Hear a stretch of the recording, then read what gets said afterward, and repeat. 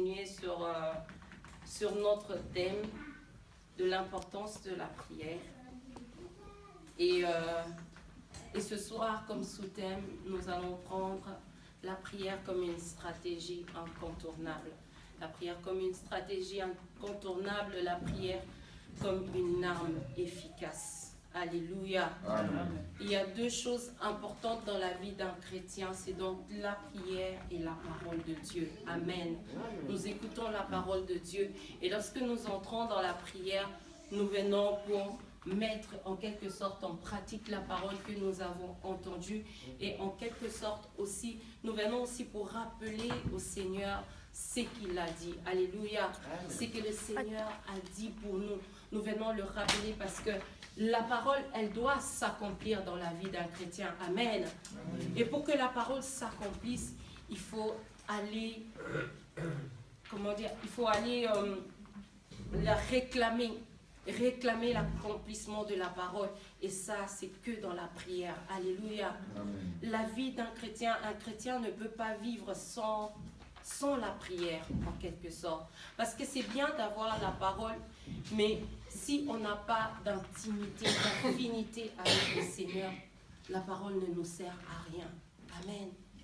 Parce que cette intimité avec le Seigneur, nous la trouvons dans la prière. C'est dans la prière qu'on trouve cette intimité avec Dieu. C'est dans la prière qu'on va encore s'aiguiser avec le Seigneur. Amen. Parler avec Dieu et Dieu nous parle aussi. Ce soir, j'aimerais parler de la prière, mais surtout des moments où c'est Dieu qui nous appelle à la prière. Amen.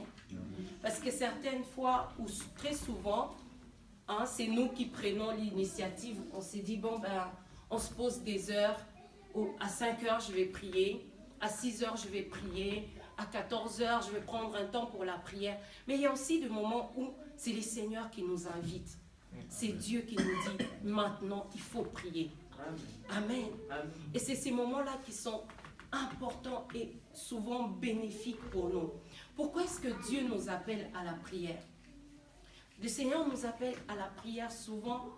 Si vous regardez chacun dans notre vie, nous allons nous rendre compte d'une chose, c'est que quand il y a un danger qui arrive, Dieu nous prévient de ces dangers-là.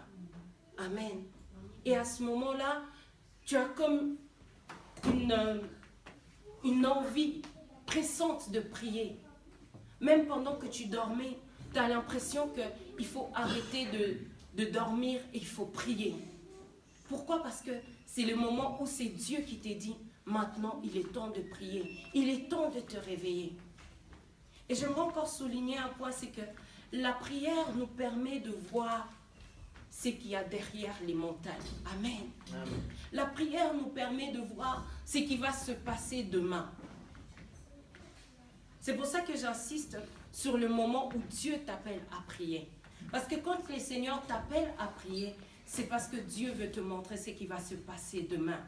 Alléluia. Amen. Parce que Dieu veut te montrer ce qu'il y a derrière la montagne. Parce que derrière la montagne, sûrement, il y a un danger. Parce que derrière la montagne, il n'y a pas que des dangers, il y a aussi peut-être une bénédiction. Mais certaines fois, nous passons à côté de nos bénédictions. Pourquoi? Parce que nous ne prenons pas vraiment, réellement un bon temps avec Dieu. Amen. La prière, nous définissons la prière comme étant un dialogue avec Dieu. C'est le moment que nous prenons pour parler avec le Seigneur. Mais j'insiste aussi, comme le pasteur avait déjà dit, on peut aussi prier un homme. Je te prie de venir m'aider. Je vous prie de recevoir mes salutations. Je te prie, je te prie. Mais c'est vraiment un dialogue avec une personne. Et en l'occurrence, ce soir, nous allons parler de ce dialogue que nous avons avec Dieu. Ce dialogue qui est important où nous parlons avec Dieu. Et j'aimerais insister sur le fait que parler, quand on est en dialogue avec une personne, ça veut dire que moi je te parle et en retour, tu me parles aussi. Ce qui implique le fait que moi je dois t'écouter et en retour, tu dois m'écouter. Alléluia. C'est ce qui est fort dans la prière. Et c'est ça qui fera notre force aussi, si nous mettons foi en ces choses. Pourquoi? Parce qu'il faut se rendre compte que pendant que je prie, Le Seigneur m'écoute. Alléluia. De la même façon que je parle à mon prochain et qu'il m'écoute, et c'est de la même manière que je parle au Seigneur et que le Seigneur aussi m'écoute. Amen. Si tu as cette assurance en toi, que pendant que je suis en train de prier, quelque chose se passe. Le Seigneur m'écoute. Le Seigneur est à mon écoute pendant que je prie. Il n'est pas là en train de distraire, non. Amen. Souvent dans la prière, c'est nous qui sommes distraits. C'est pour ça que nous passons à côté de certaines choses. Parce que dans la prière, Dieu nous écoute, mais nous aussi, on doit prendre un temps pour écouter le Seigneur. Amen. Il faut vraiment que cet échange puisse se faire dans la prière. Nous allons prendre premièrement Jérémie chapitre 33. C'est un verset que nous connaissons tous. Jérémie chapitre 33, à partir du verset 1 jusqu'au verset 3. Je vais vite faire la lecture. La parole de l'Éternel fut adressée à Jérémie une deuxième fois. Jérémie 33, 1 à 3. La parole de l'Éternel fut adressée à Jérémie une deuxième fois, alors qu'il était encore enfermé dans la cour de la prison. Voici ce que dit l'Éternel qui met en œuvre ces événements, l'Éternel qui leur donne forme en les préparant, celui dont le nom est l'Éternel. Fais appel à moi, je te répondrai, je te révélerai des réalités importantes et inaccessibles, des réalités que tu ne connais pas. Alléluia. Amen. Fais appel à l'Éternel et il te répondra. Alléluia. Non seulement il va te répondre, mais il te révélera des réalités qui sont importantes. Amen. Et des réalités qui sont inaccessibles. Inaccessibles aux hommes. Des réalités que tu ne connais pas. Amen. Qu'est-ce que tu ne connais pas? Ce qui est passé hier, tu l'as connu. Amen. Ce que tu vis maintenant, tu le connais. Mais c'est des choses qui vont arriver demain. Alléluia. C'est ce qui va arriver demain qui reste pour nous comme un mystère, qui reste pour nous comme inconnu. Mais Dieu veut que l'enfant de Dieu, celui qui a le Saint-Esprit, qu'il n'y ait pas des choses qui soient inconnues aux chrétiens. Amen. Le Seigneur voudrait qu'il n'y ait pas des choses inconnues à toi. Que tout ce qui va se passer même demain, que tu sois au courant de ça. Alléluia. Parce que les temps pressent, parce que l'ennemi rôde autour de nous. Et Dieu veut que l'enfant de Dieu puisse gagner du temps. Que nous puissions vivre une vie qui est surnaturelle. Une vie qui ne soit pas comparable aux autres. Amen. J'aimerais insister sur ces choses. Pourquoi? Parce qu'au jour d'aujourd'hui, chrétiens que nous sommes, nous voyons que nous sommes en train de vivre une vie qui est complètement, parfois égale même aux gens du monde. Amen. Amen. Tu te réveilles le matin, tu es autant dépassé que les autres personnes.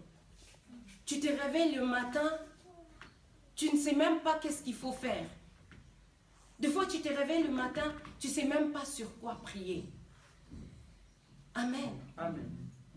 Et ça, c'est presque, pour dire, c'est presque dangereux pour la vie d'un chrétien. Amen. Le Seigneur qui a fait toutes choses, le Seigneur qui nous a appelés et dont le Saint-Esprit, son esprit est en nous. J'ose croire que l'Esprit du Seigneur est au courant de toutes choses. Amen. Amen. Et je refuse de croire qu'un enfant de Dieu peut vivre une vie d'échec. Amen. Nos vies d'échec sont aussi souvent basées sur le fait que nous n'avons pas de relation d'intimité avec Dieu. Amen. Amen. Parce que c'est lui qui passe du temps avec le Seigneur devient comme le Seigneur, j'ai envie de dire. Amen. Quand tu passes du temps avec Dieu, tu deviens comme lui. Tu commences à fonctionner comme le Seigneur. Amen. Le hasard n'existe pas. Alléluia. Le hasard ne peut pas exister dans la vie d'un chrétien. Si les hasards existent dans ta vie, bien-aimé, tu dois te poser des questions. Amen. Nous devons nous poser des questions. Pourquoi il y a eu telle chose et je n'étais pas au courant de ça? Pourquoi telle chose s'est passée dans ma vie et je ne suis pas au courant de ça? C'est parce que quelque part dans notre vie, il y a comme une distraction. Amen. Même pour ceux qui prient.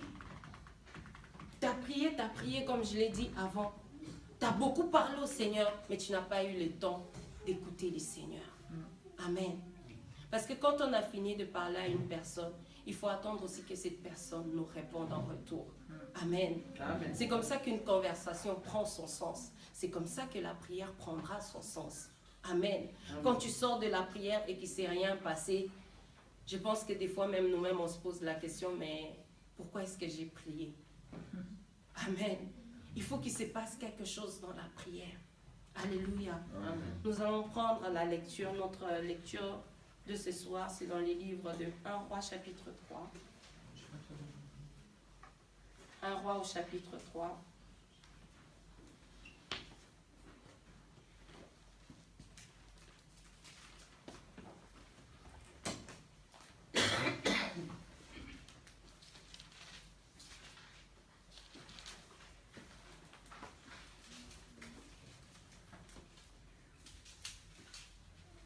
Nous sommes appelés de Dieu. J'aimerais insister aussi sur ça. Nous sommes appelés de Dieu.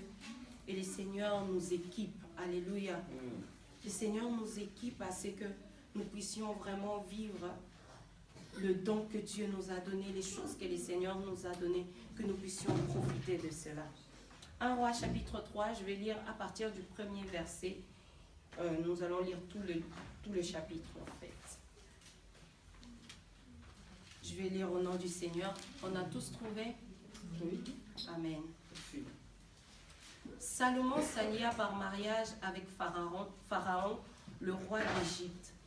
Il prit pour femme la fille du Pharaon et l'installa dans la ville de David en attendant d'avoir fini de construire son palais ainsi que la maison de l'Éternel et les murs d'enceinte de Jérusalem. Le peuple n'offrait des sacrifices que sur le haut lieu, car jusqu'à là, on n'avait pas encore construit la maison. On n'avait pas encore construit la maison en l'honneur de l'Éternel. Salomon aimait l'Éternel, suivant ainsi les prescriptions de son père David. Toutefois, c'était sur les hauts lieux qu'il offrait des sacrifices et des parfums. Le roi s'est rendu à Gabaon pour offrir des sacrifices, car c'était le principal des hauts lieux. Salomon offrit 1000 holocaustes sur l'autel. À Gabaon, l'Éternel lui apparut en rêve pendant la nuit, et Dieu lui dit, « Demande-moi ce que tu veux que je te donne. » Salomon répondit, « Tu as traité avec une grande bonté ton serviteur David, mon père, parce qu'il marchait dans ta présence, dans la fidélité et la justice, et avec un cœur droit envers toi. Tu lui as conservé cette grande bonté, et tu lui as donné un fils pour siéger sur son trône, comme on le voit aujourd'hui. Maintenant, Éternel, mon Dieu, tu m'as établi roi, moi ton serviteur, à la place de mon père David. Or, je ne suis qu'un jeune homme, je n'ai pas d'expérience. Ton serviteur se trouve au milieu de ton peuple, c'est lui que tu as choisi, et c'est un peuple immense, si nombreux, qu'il ne peut être ni compté, ni recensé. Alors, donc, accorde donc à ton serviteur un cœur apte à écouter pour juger ton peuple, pour distinguer le bien du mal. En effet, qui serait capable de juger ton peuple, ce peuple si important? Cette demande de Salomon plut au Seigneur. Et Dieu lui dit, puisque c'est cela que tu demandes, puisque tu ne réclames pour toi ni une longue vie, ni les richesses, ni la mort de tes ennemis, mais que tu demandes de l'intelligence pour exercer la justice, je vais agir conformément à ta parole. Je vais te donner un cœur si sage, si intelligent qu'il n'y a eu avant toi et qu'on ne verra jamais personne de pareil à toi. Je te donnerai en outre ce que tu n'as pas demandé, des richesses et de la gloire en si grande quantité qu'il n'y aura pendant ta vie aucun roi qui soit ton égal.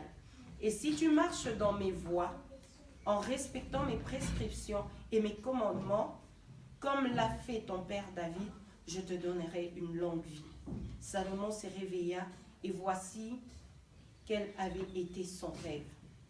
Il revint à Jérusalem et se présenta devant l'arche de l'Éternel, l'arche du Seigneur. Il offrit des holocaustes et des sacrifices de communion et il fit un festin pour tous ses serviteurs.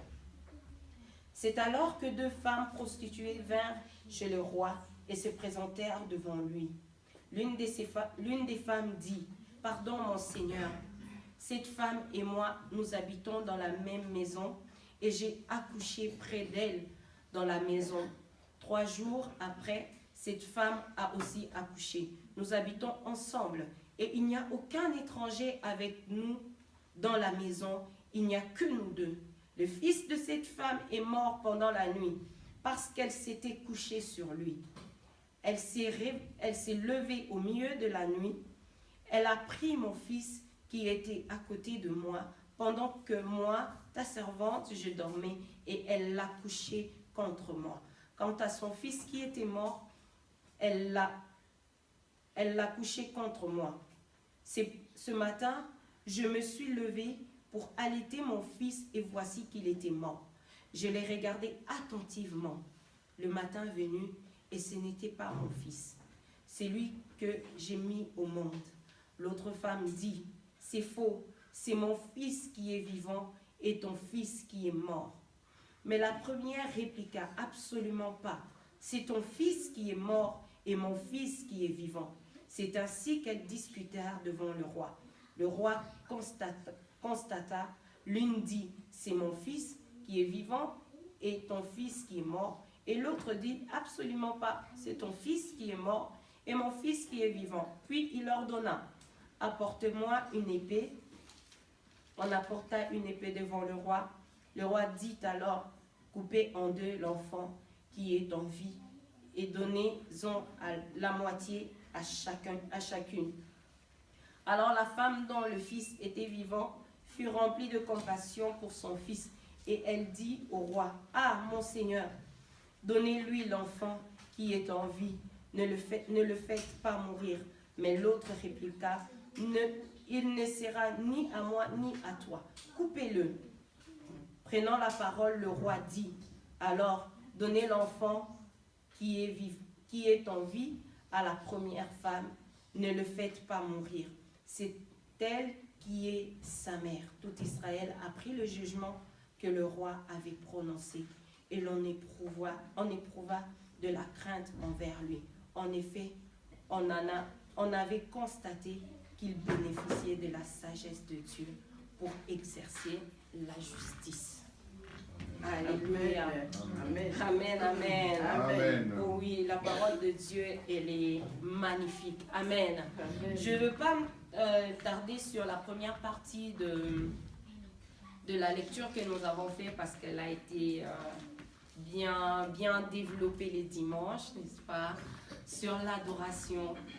Parce que la première partie de notre prière, quand nous voyons l'exemple de la prière que Christ a laissée, il dit d'abord, notre Père qui est aux cieux, que ton nom soit sanctifié. Amen. Amen. La première partie de la prière nous amène donc à sanctifier le Seigneur, à bénir Dieu, à aller adorer Dieu. Et dans l'histoire que nous venons de lire, nous allons remarquer, nous le remarquons bien, que la raison pour laquelle Salomon monte à la montagne, c'est d'aller adorer Dieu. Amen. Il allait pour offrir des holocaustes. Et la Bible dit, dans l'attitude de Salomon, dans sa façon d'offrir à Dieu, amen. Ce n'était pas un, ce n'était pas deux, mais 1000 holocaustes pour le Seigneur. Amen. Amen. Et quand Dieu a vu cet acte que son serviteur avait posé, le Seigneur n'en est pas resté indifférent. Amen.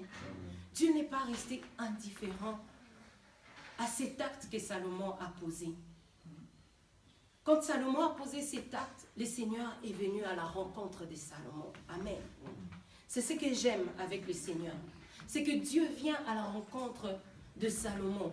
Mais plus tard, nous allons voir que la démarche que le Seigneur fait à Salomon, c'est parce que Dieu a vu ce qui allait se passer le lendemain. Amen. Amen. Ce n'est pas pour rien que le Seigneur lui a demandé, demande-moi ce que tu veux. Alléluia. Amen. Si aujourd'hui Dieu te dit, demande-moi ce que tu veux.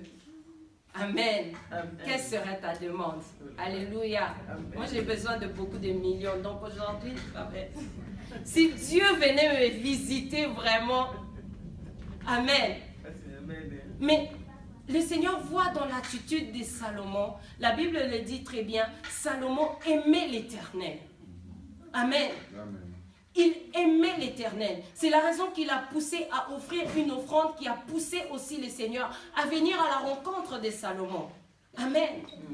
Certaines fois, bien-aimés, nous posons des actes, voire même des offrandes, voire même des dîmes, voire même des dons, des offrandes spéciaux, mais qui n'attirent pas le cœur de Dieu. Pourquoi? Parce que c'est dans l'attitude. Amen. Amen. C'est dans ce que nous nous attendons après. Tu poses un acte, tu t'attends à ce que, là j'ai posé 1000 francs, la Bible dit, si tu donnes une fois, Dieu va te rendre les centiples. Donc pour toi, c'est juste, tu attends les centiples. Amen. Mais la Bible dit, Salomon aimait l'Éternel. Et cela se voit dans l'attitude de Salomon. Quand Dieu vient visiter Salomon, il ne demande pas des richesses. Il ne demande pas à ce que Dieu puisse le bénir lui. Il prend en considération le Seigneur, il prend en considération l'œuvre de Dieu. Il prend en considération ce que Dieu lui a donné de faire. Amen. Amen. Combien dans nos prières est-ce que nous sommes conscients de ce que Dieu nous a dit de faire? Est-ce que nous sommes conscients des dons que Dieu a mis en nous? Alléluia. Amen. Parce que ce que Dieu a mis en nous, c'est pour les autres. Amen. Amen. Dieu a mis de dons en nous parce que Dieu veut que le royaume de Dieu soit peuplé. Parce que le Seigneur veut que son royaume soit rempli. Amen. Amen. Et toi, tu gardes les dons que tu as en toi. Et toi, tu gardes tout ce que Dieu a mis en toi. Tu ne te soucies même pas de ton voisin ni de ta voisine. Tu ne te soucies même pas de ta famille, ne serait-ce que de ta famille, de tes enfants. Le plus important, c'est d'abord toi. Amen. Amen. Et quand on arrive à ces niveaux-là, peu importe ce qu'on peut faire pour le Seigneur, cela n'a pas d'impact, ni dans notre vie, ni pour le Seigneur. Amen. Amen. La Bible dit Salomon a offert ses sacrifices, ses holocaustes, et Dieu vient à la visite. Dieu vient visiter Salomon. Amen. Amen. Dieu vient visiter Salomon, pourquoi? Parce que le Seigneur, qui est le maître de toutes choses, des temps, des circonstances, il avait déjà vu ce qui attendait Salomon. Alléluia. Amen. J'aimerais dire à quelqu'un ce soir, il n'y a pas de hasard dans ta vie. Amen. Il n'y a pas quelque chose qui se passe sans que le Seigneur ne le sache. Certaines fois, quand les choses se passent dans ta vie, puis on se dit, mais vraiment, c'est arrivé à un enfant de Dieu. Comment est-ce que ces choses sont arrivées à un enfant de Dieu? J'ai envie de poser à quelqu'un la question ce soir, est-ce que tu as vraiment écouté le Seigneur? Est-ce que l'enfant de Dieu était attentif à son Père? Amen. Amen. Est-ce que l'enfant de Dieu était attentif au Seigneur?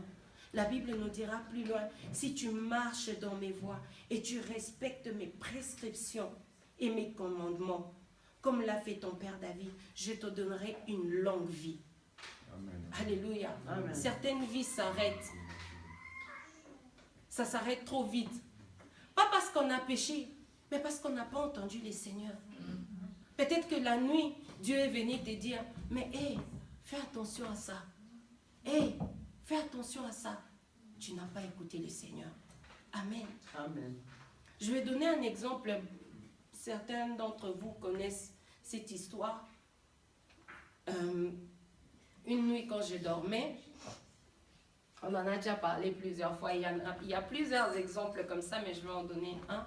Une nuit, quand je dormais, mais vraiment, je rêvais que j'étais en train de perdre un de mes enfants. Enfin, que j'avais perdu un de mes enfants. Et que j'étais en train de les chercher mais partout. Et j'ai pleuré, je pleurais de tout mon être. Je pleurais parce que je voulais retrouver cet enfant, mais je n'arrivais pas à le retrouver. On a fait le tour du quartier, on a tout fait. Et je n'arrivais pas à le retrouver. Et je sentais en moi l'envie de me réveiller, de prier. Et j'ai sursauté, je me suis réveillée. Et j'ai senti vraiment cette peur. Je me suis dit, waouh. J'ai réveillé mon mari, il était 4h du matin. J'ai dit, j'ai rêvé qu'on a perdu un enfant. Et c'était tellement réel que je me suis réveillée dans la crainte. J'avais tellement peur. C'était comme si c'était quelque chose de réel. C'est comme si en te réveillant, tu t'es dit, ouf, heureusement que c'était un rêve. Parce que c'était tellement réel. Et on s'est réveillés et j'ai dit à mon mari, il faut qu'on prie. On a prié. Moi, j'ai bien prié, mon mari. Il a prié aussi avec moi. On a prié. Non, moi, j'étais tellement éveillée parce que j'avais peur. Amen. J'étais tellement éveillée. Et lui, je l'entendais. J'ai dit, bon, le plus important, c'est qu'il est réveillé. On prie. On a prié, les seigneurs. Et on a prié. Et moi, je me réveillais à 5h du matin. Bon, quand on a fini de prier, il était 5h du matin. Il fallait aller au travail quand même. Donc, je me suis réveillée pour aller au travail. Et bizarrement, ces jours-là, j'avais toujours mon téléphone. J'ai toujours mon téléphone à la pause. Je suis allée manger et tout. Je reviens de la pause. Mes collègues qui me disent, oh mais Emerence, ça fait un moment qu'on te cherche. La professeure de ton fils te cherche. Mais tu réponds pas à ton téléphone. Ils ont appelé ici au boulot. On t'a cherché partout. J'ai dit, comment ça vous m'avez cherché partout? J'étais à la cafétéria. Mais non, on t'a cherché partout. Tu étais nulle part. Je dis, ah bon, qu'est-ce qu'il y a? Oh, mais non, apparemment, il y a ton fils qui va pas bien à l'école, il faut appeler l'école. Eh bien, je rappelle la maîtresse, c'était la maîtresse d'Evan, qui me dit, ah, mais Madame Obova, il faut revenir parce que finalement, on a tellement essayé de vous joindre, on ne vous a pas trouvé. Et finalement, on a dû envoyer Evan quand même avec une autre maîtresse chez le médecin parce qu'il est arrivé avec tous des plaques rouges sur tout le corps et il n'arrivait plus à marcher, il commençait à pas avoir de la peine à respirer, alors on a dû prendre une décision par rapport à ça. Je dis ok, j'arrive. Je suis partie du boulot. Je suis arrivée à Villars-les-Lacs, l'ambulance était déjà là. On avait d'ailleurs supplié l'ambulance de m'attendre parce que moi je suis stress. Mon mari n'aime pas aller. Quand les enfants sont malades, il vaut mieux que ce soit moi qui pars parce que quand c'est lui qui est avec les enfants, je l'appelle. Je stresse. Donc du coup, il a supplié l'ambulance d'attendre à la maman. Il a dit, attendez-la, qu'elle vienne et qu'elle parte avec son fils. Parce que ça va pas être possible. Je suis partie en ambulance, mais vraiment un quart d'heure avant d'arriver à l'hôpital. Le petit, il respirait plus. On essayait vraiment de le garder éveillé. Et là, il commençait à s'endormir gentiment. On n'arrivait plus à le réveiller, on a commencé à le réveiller et tout. Mais je me suis souvenue qu'on avait prié le matin. Amen. Et que le Seigneur nous avait montré ça. Et j'ai pensé que la prière qu'on avait fait le matin, elle avait une grande efficacité. Je me suis mise, j'ai laissé les ambulanciers parce que pendant qu'elles appelaient Evan, moi aussi j'appelais Evan. Et je me suis dit que ça servait à rien. Il fallait que je me retire, même pour eux, pour leur travail, c'était pas correct que je sois là. Et je me suis retirée. J'ai commencé à prier à l'intérieur de moi. Le Seigneur a fait grâce, voilà. Evan est là. Mais simplement pour dire que certaines fois, Dieu nous réveille. Il nous appelle. Il sait qu'il y a quelque chose qui va se passer. Et le Seigneur c'est le Seigneur qui nous incite à la prière. Amen. Amen. Le Seigneur lui-même nous incite à la prière.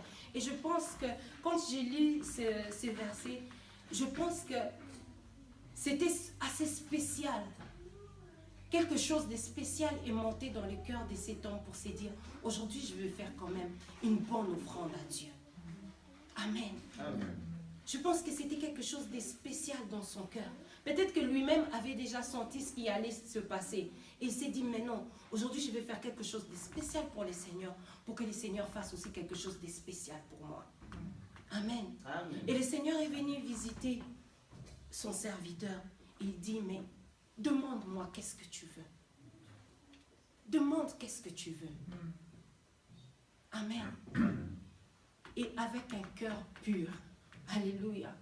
Avec un cœur pur. Il dit, Seigneur, regarde ton peuple. Il est si nombreux. Amen. Amen. Ton peuple qui est si nombreux. Ce que j'aime dans l'attitude de Salomon, dans ce que la Bible nous dit, la première chose, c'est qu'il prend conscience que celui qui est en train de lui parler, c'est Dieu. Amen. Amen. Certaines fois, bien aimé, tu es à genoux et tu ne prends même pas conscience que Dieu est là. Amen. Tu n'as même pas conscience de la présence de Dieu. Tu dis, les pasteurs, on se réveille à 4 h du matin. Oh là là, on va se réveiller à 4 h du matin. On va se réveiller à 4 h du matin. Oh Seigneur, merci parce que tu es bon. Au nom de Jésus. Oh Seigneur, comme tu es bon. Oh Seigneur, comment tu es bon. Merci Seigneur parce que tu es bon. Oh Seigneur. Amen. Amen. Non. Quand tu prends conscience que quelqu'un est là, tu as une attitude bien différente. Amen. Quand j'ai conscience que cette personne est attentive, qu'il est en train de m'écouter pendant que je parle, j'ai aussi une attitude qui est aussi différente de la personne qui ne m'écoute pas. Amen. Vous avez déjà remarqué, les dames peuvent donner ces témoignages-là. Quand tu parles à ton mari puis qu'il regarde le foot, hein? Amen. Tu sais qu'il est en train de t'écouter ou qu'il n'est pas en train de t'écouter. Et ta manière de lui parler aussi change. Tu es énervé de ouais, bon, c'est bon, je te dirai, c'est bon. Amen. Amen. Mais quand il est attentif et qu'il te parle, tu lui dis aussi tout ce que tu as à lui dire. Amen. Amen. C'est à ce moment-là aussi qu'on fait des projets. C'est à ce moment-là aussi qu'on se dit, ben demain on fera ça. Mais les enfants, il y a eu ça. Mais il y a eu autre chose, Parce que, simplement, on a l'attention de la personne. Amen. Amen. De la même manière qu'ici, Salomon prend conscience de quelque chose. Il dit, Dieu est là. Et je sais que Dieu peut faire quelque chose pour moi. Amen. Prenons conscience dans la prière. Quand tu entres dans la prière, prends conscience de la présence de Dieu. Amen. C'est ce qui rend même ta prière efficace. Parce que quand tu as conscience que Dieu est là, bien aimé, ce n'est pas n'importe qui a conscience que Dieu est là. C'est un acte de foi que nous posons. Et la prière, c'est un acte de foi. Alléluia. Amen. Et la Bible dit, sans la foi, il est impossible de lui être agréable. C'est la foi qui te pousse à entrer dans la prière. C'est ta foi qui te donne l'assurance que Dieu est là. Et c'est pour ça que tu prends même cette initiative-là. Amen. Amen. Et Salomon prend conscience, il dit, Seigneur, parce que tu es là, je vais te dire ce qu'il y a. Il y a quelque chose d'important ici, c'est le peuple. Ils sont nombreux. Ils sont si importants à tes yeux. On ne peut même pas les recenser. Et la deuxième chose dont tu prends conscience, amen, quand tu entres dans la prière, la deuxième chose dans laquelle je vous aimerais tirer notre attention, c'est que chacun doit se rendre compte de ses faiblesses. Amen. Amen. Si je pouvais tout faire, à quoi me servirait le Seigneur? Amen. Amen. Si j'étais capable de tout, Dieu me sert à quoi? On n'a qu'à regarder les millionnaires d'aujourd'hui. Ils se sentent tellement surpuissants qu'ils n'ont pas besoin de venir à l'église. Ils disent l'église c'est pour les pauvres, les déprimés. Amen. Amen. Mais j'aimerais autant dire à quelqu'un, l'église c'est pour les forts. Amen. C'est pour ceux qui sont forts, parce que la Bible dit alors que je suis fort, je suis faible, c'est alors que je suis fort. Amen. Je prends conscience de la faiblesse. Il dit, Seigneur, tu m'as choisi. Je ne suis qu'un jeune homme au milieu de ce peuple. Alléluia. C'est pour ça que j'ai dit, Dieu n'est pas venu par hasard. Parce que quand tu entends la prière de Salomon, tu sais que Dieu est venu pour régler ces problèmes-là. Amen. Dieu venait régler ce problème-là parce que ça allait être un problème pour lui.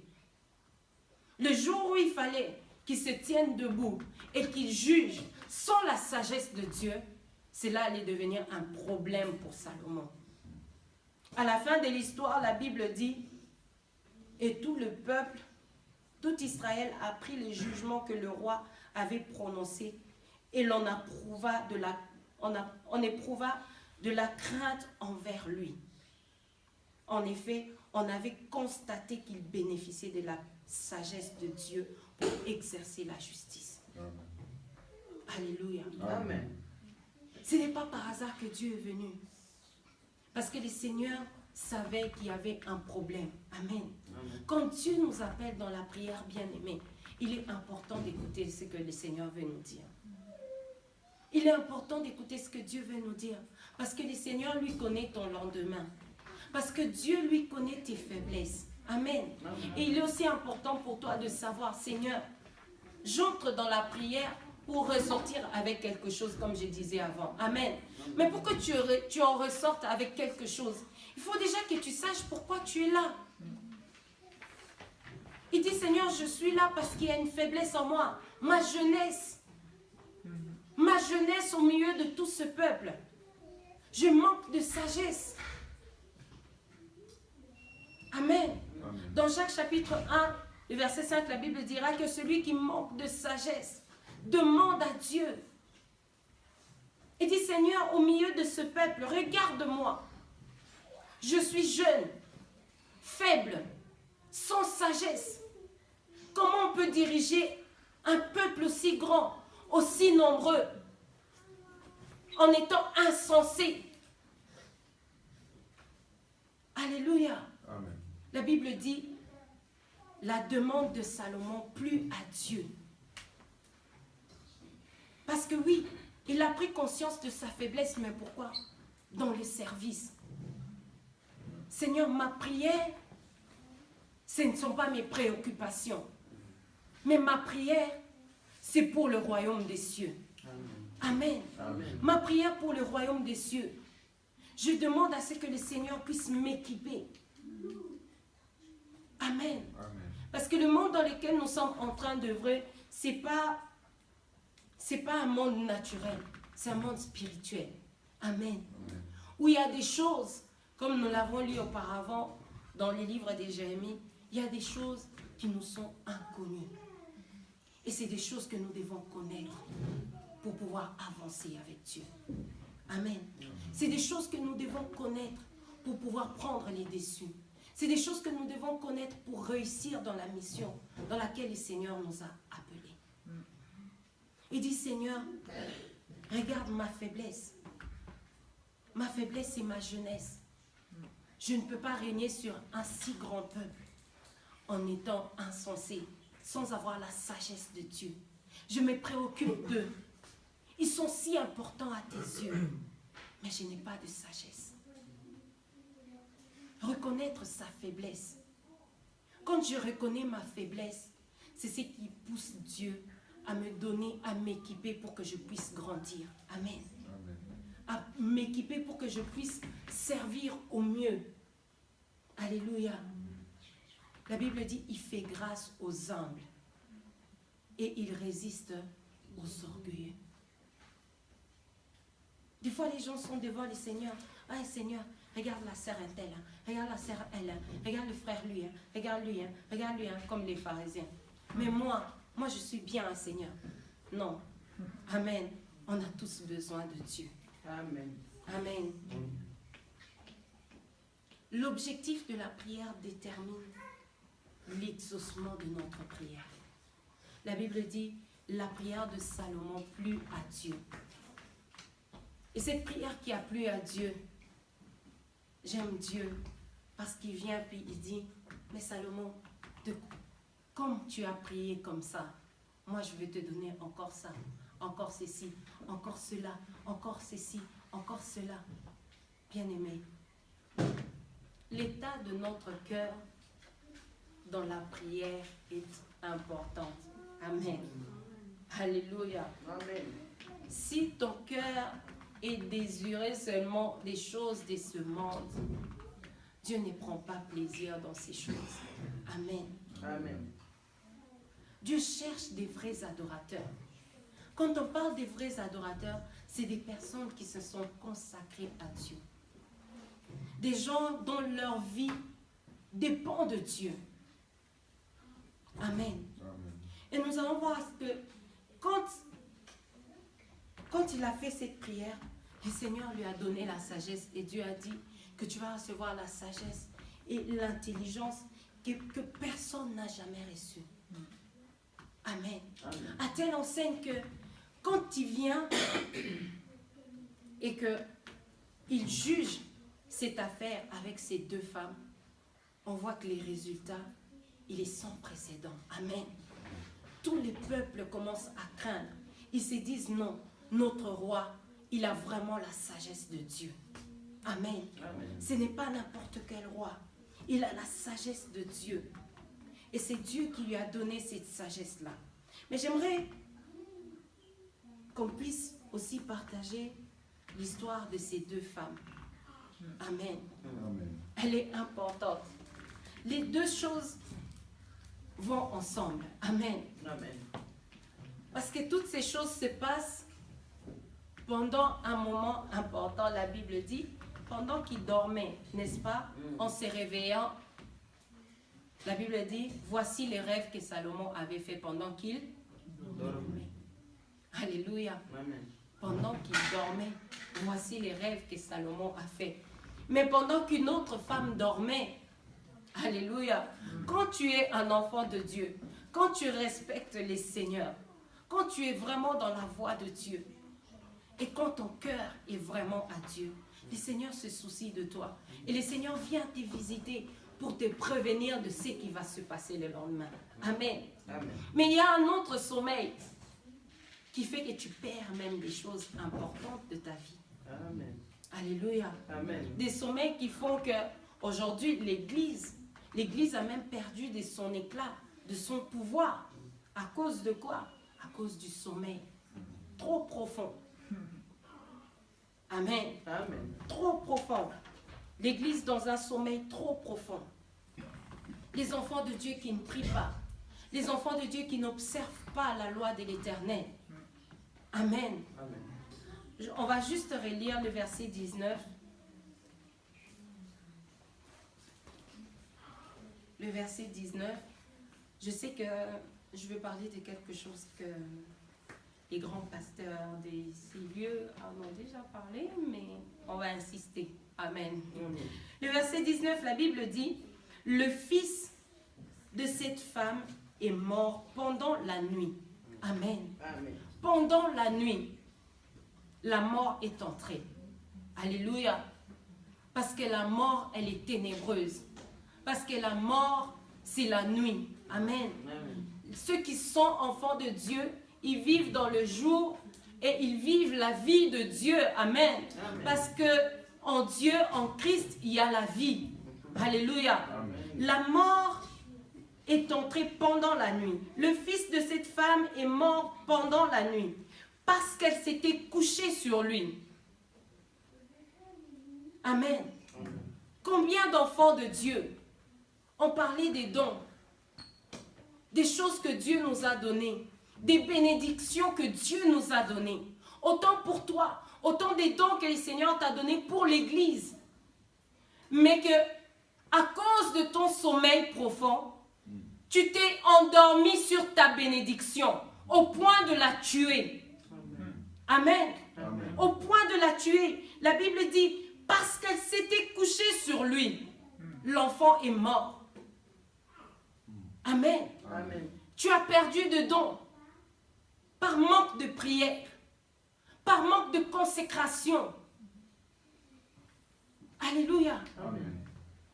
L'église est morte parce qu'il y a des chrétiens morts dans l'église. Parce qu'il y a des chrétiens qui ne sont pas consacrés. Parce qu'il y a des chrétiens qui n'ont pas pris à cœur les dons que Dieu leur a donnés. Des personnes qui n'ont pas développé le don que le Seigneur leur a donné. Amen. Oh, moi quand je dormais, Avant, j'ai rêvé. Avant quand je dormais, Dieu me parlait. Mais pourquoi Dieu ne te parle plus? Amen. Amen. Avant, je prophétisais. Quand on priait comme ça, oh, je sentais le Saint-Esprit. Pourquoi tu ne prophétises plus? Parce que tu t'es endormi. Profondément.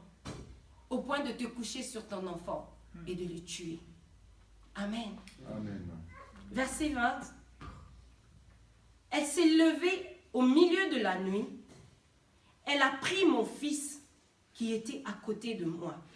Pendant que moi, ta servante, je dormais aussi. Amen. Alléluia. Amen. Le diable t'a volé ta santé. Le diable t'a volé ta vie. Pourquoi? Pendant que je dormais. Amen. Il y a certaines maladies qui arrivent dans nos vies et qui persistent jusqu'à nous amener à la mort. Pourquoi? Parce que les enfants de Dieu, tu as accepté l'état dans lequel tu te trouves. Les gens estiment que c'est la volonté de Dieu. Finalement, on doit tous mourir de quelque chose, non? Dieu a envoyé la maladie. Mourons.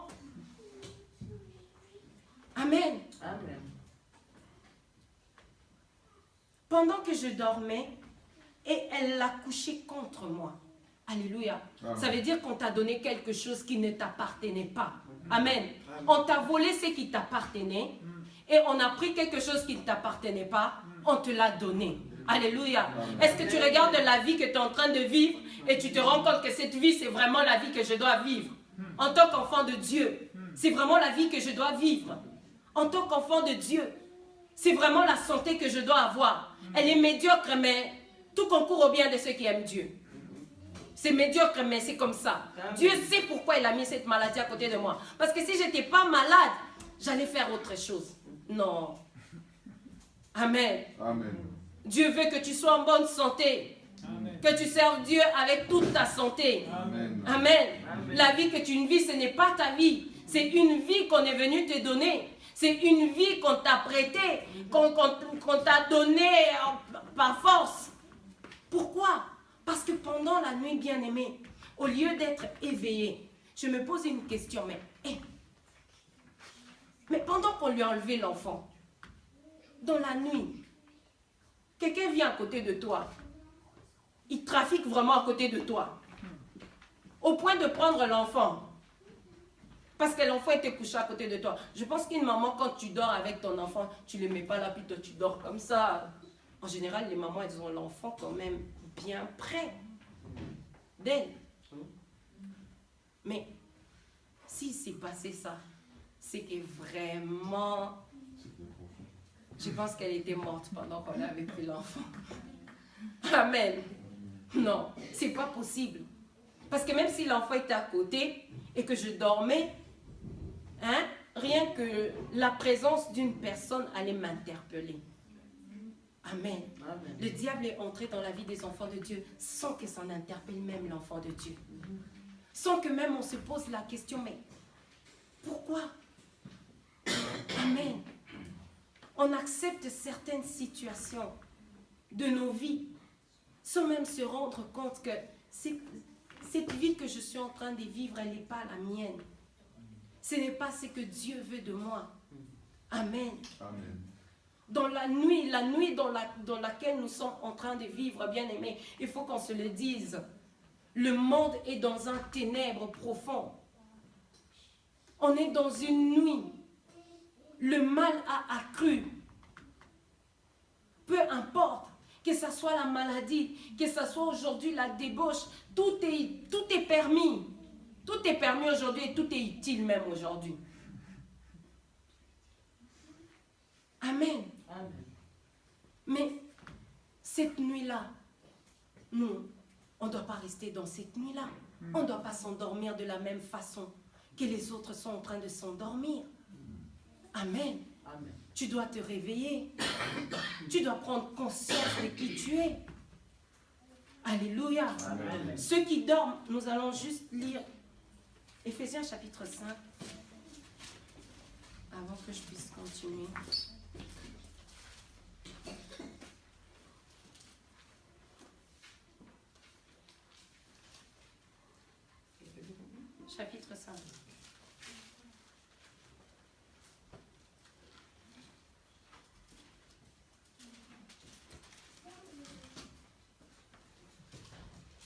verset, je vais commencer à partir du verset 13. Mais tout ce qui est démasqué par la lumière apparaît clairement, car tout ce qui apparaît ainsi est lumière. C'est pourquoi il est dit, réveille-toi, toi qui dors, relève-toi d'entre les morts, et Christ t'éclairera. Faites donc bien attention à la façon dont vous vous conduisez. Ne vous comportez pas comme des fous, mais comme des sages. Rachetez les temps, car les jours sont mauvais. Amen. Amen. Voilà une façon de chrétien de fonctionner, de marcher. Amen. Réveille-toi. Ceux qui sont dans le monde et qui dorment, ils sont morts. Toi, tu n'es pas mort.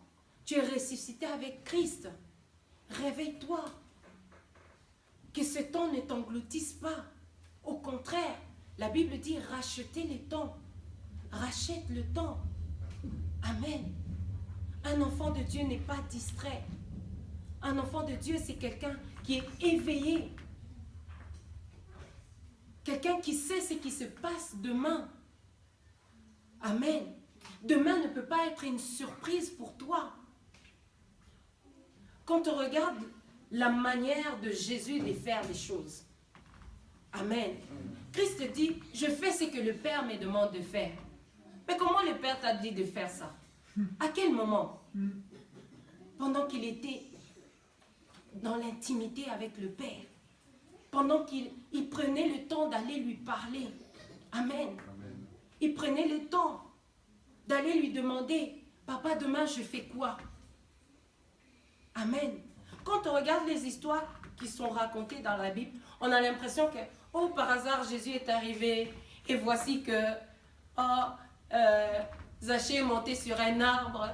Oh là là, Jésus, par hasard, il a levé les yeux, il a vu qu'il y avait un homme. Non. Amen. Amen. Ce n'était pas un hasard.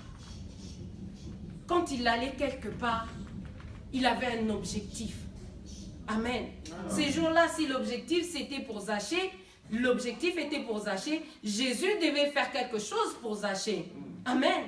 La vie de Zachée devait changer ce jour-là. C'est pour ça qu'il est parti dans sa vie. C'est pour ça qu'il est passé par là-bas. Alléluia. Amen. Il y avait une femme qui devait être guérie ce jour-là. Elle n'a pas été guérie n'importe comment. Amen. Il y avait des gens qui touchaient Jésus. Mais lorsque cette femme vient pour toucher les seigneurs, il dit, une force est sortie de moi. Pourquoi? Parce que ces jours-là, il fallait que quelque chose se passe dans la vie de cette femme-là. Amen. Mais c'est une personne qui avait l'intimité, qui avait gardé l'intimité avec le Père. Et c'est ce qui nous manque aujourd'hui. L'intimité avec Dieu. Le temps des prières. Efficace dans la prière. Amen. Amen. La conscience que maintenant, là où je suis, Dieu est là. Je parle à une personne. Je parle à un interlocuteur qui est en train de m'écouter. Non seulement qui est en train de m'écouter, mais qui va répondre. Alléluia. Amen. Mes questions ne vont pas rester sans réponse. Il y aura une réponse. Amen. Amen. Mais combien de chrétiens nous nous retrouvons dans la situation de cette femme? Mais on a pris mon enfant pendant que je dormais. Amen. Alléluia. Amen. Regarde dans ta vie, bien-aimée. J'aime quand même une parole que cette femme dit. Amen. Amen. Et je prie Dieu que pendant ce mois de septembre, pendant ce mois de prière, que ça soit ton attitude. Alléluia. Amen. Quand tu regardes ta vie, je lis, je crois que c'est au verset 21. Elle dit, ce matin, je me suis levée pour allaiter mon fils et voici qu'il était mort. Je l'ai regardé. Comment est-ce qu'elle l'a regardé? Attentivement. Amen. Amen. Je l'ai regardé attentivement. Alléluia. Pendant le mois de septembre, regarde-toi attentivement. Je l'ai regardé attentivement pour voir si c'était vraiment le mien. Alléluia. Je regarde ma vie attentivement pour voir si vraiment ça correspond à la parole de Dieu. Je regarde ma vie attentivement et je me rappelle des promesses que le Seigneur avait faites. Seigneur, est-ce que c'est vraiment ça? Il y a quelque chose qui a changé. Alléluia. Amen. Je l'ai regardé attentivement. Certaines fois, c'est parce que tu te réveilles et tu prends ce qui vient. On prend ce qui vient. De toute façon, c'est comme ça. La vie, c'est comme ça. On vit de jour en jour. On prend ce qui vient. Non, bien aimé, on ne prend pas ce qui vient. On prend ce que Dieu nous donne. Et ce que Dieu nous donne, c'est ce qui est bien. Ce qui est bon pour nous. Amen. Amen. C'est des choses qui sont excellentes pour nous. Et quand tu entres dans la prière, bien-aimé, je le répète encore, sache ce qui fait ta faiblesse. Pour que quand tu ressors de là, que tu sois fort. Amen. Tu n'entres pas dans la prière et tu ressors de la même façon que tu étais entré. Amen. Quand tu vas sortir de la prière, il faut qu'il y ait un changement dans ta vie. Il faut que ce que tu es venu demander au Seigneur, que tu puisses l'avoir. Amen. Le Seigneur est bon pour nous. Et je sais que tout ce que le Seigneur fait, c'est pour notre bien. Amen. Amen. J'aimerais inciter quelqu'un ce soir, encore une fois. C'est que le moment où tu entends la voix de Dieu, le moment où tu entends que Dieu t'interpelle. Je me souviens encore une fois, ça fait pas longtemps, je crois que mon mari peut témoigner de ça. Une fois, il dormait et il criait. Enfin, moi, je rêvais que mon mari était en danger et il demandait de l'aide et je devais me réveiller pour prier. Je devais me lever, j'entendais cette voix, mais je n'avais pas la force de me lever. Et j'entendais, mais audiblement, qu'il était en train de crier à côté de moi aussi. Et je ne trouvais pas la force de me lever. Et au moment où je me suis levée, je l'ai entendu qui continuait à crier, qui continuait à crier. Et quand je l'ai réveillé, il m'a dit, oh, j'entendais quelqu'un qui te suivait, qui voulait te tuer, un truc. Je sais pas. Amen. Mais je sais qu'en ce moment-là, Dieu nous réveillait pour qu'on puisse prier. Amen. Il y a tellement de choses comme ça. J'ai voulu partager cette parole parce que c'est vrai que j'ai eu beaucoup d'expérience avec le Seigneur à ce sujet. Amen. Amen. Amen. Le jour où on allait accoucher de Aaron, après je m'arrête, j'ai senti en moi mais une peur. J'ai jamais eu autant peur de ma vie.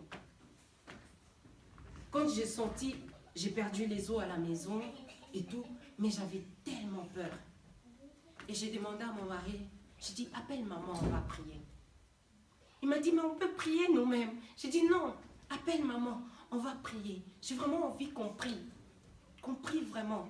Je ne sais pas si c'est parce que je sentais que mon stress, on était un peu en stress, puis j'ai dit, ben, j'avais besoin de quelqu'un de l'extérieur où c'est vraiment ce que Dieu mettait dans mon cœur. On a appelé ma maman, on a prié ensemble, et elle m'a dit, je sens que tu as peur. N'aie pas peur, vas-y, tu vas accoucher, tout va bien se passer. Pourquoi tu m'as appelé la nuit comme ça? J'ai dit non, parce que j'avais envie que tu pries pour moi. Elle a dit ok, allez-y maintenant, vous pouvez aller. On est allé et ceux qui savent, hein, c'était le carnage. Cet accouchement, c'était le... Voilà, j'en suis arrivée presque... Voilà, j'ai fait des hémorragies, voilà, héliportée à Besançon et tout.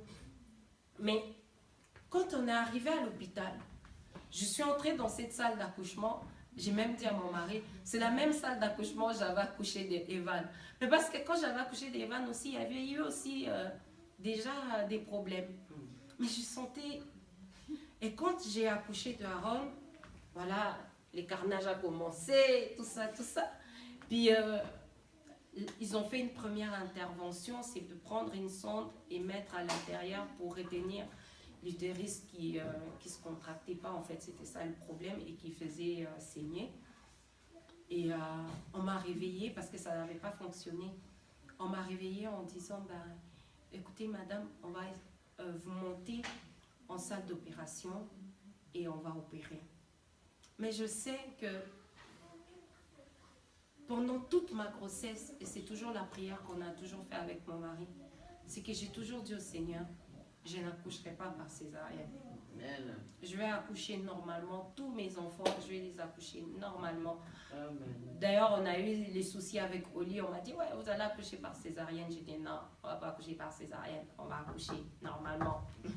Quand j'ai eu Evan, on m'a dit, madame, vous allez venir, on va vous provoquer. J'ai dit, non, monsieur, je vais venir moi-même accoucher. Moi-même, je vais venir. Ne vous inquiétez pas, je vais venir. Et quand on m'a dit ça, qu'on allait opérer, on m'a réveillée. Déjà, quand on m'a réveillée, je me suis rendu compte de la chose. Je me suis dit, waouh, c'est vraiment compliqué. Hein? Et là, bizarrement, comme je disais avant, hein, moi, dès qu'il y a un truc, avant même que je commence à prier, d'abord je stresse. Après, je me dis, ouf, enfant de Dieu, je vais prier. Mais bizarrement, ce jour-là, non.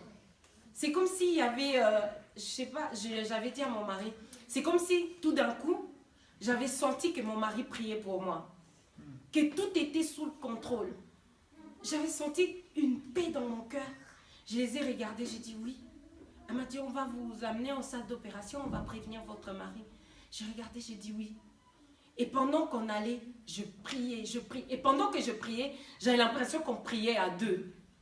Et là, j'avais vraiment l'impression que mon mari priait pour moi. Je me suis dit, non, il ne va pas me laisser, il est en train de prier pour moi. Et il y a bien quelque chose qui va bien se passer.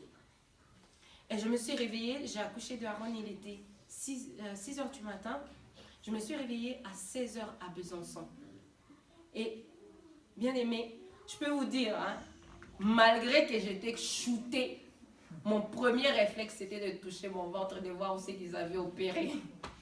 Je me suis dit, ils ont opéré. Et quand j'ai touché mon ventre, je me suis dit, mais il y a quelque chose de bizarre. Quand l'infirmière est venue, je lui ai posé la question. En fait, ils ont opéré où? Parce que sur mon ventre, il n'y a rien. Elle m'a regardé et a dit, mais on ne vous a pas opéré. Pourquoi vous dites qu'on vous a opéré? Je dis, mais c'est ce qu'on m'a dit. On m'a dit qu'on allait opérer.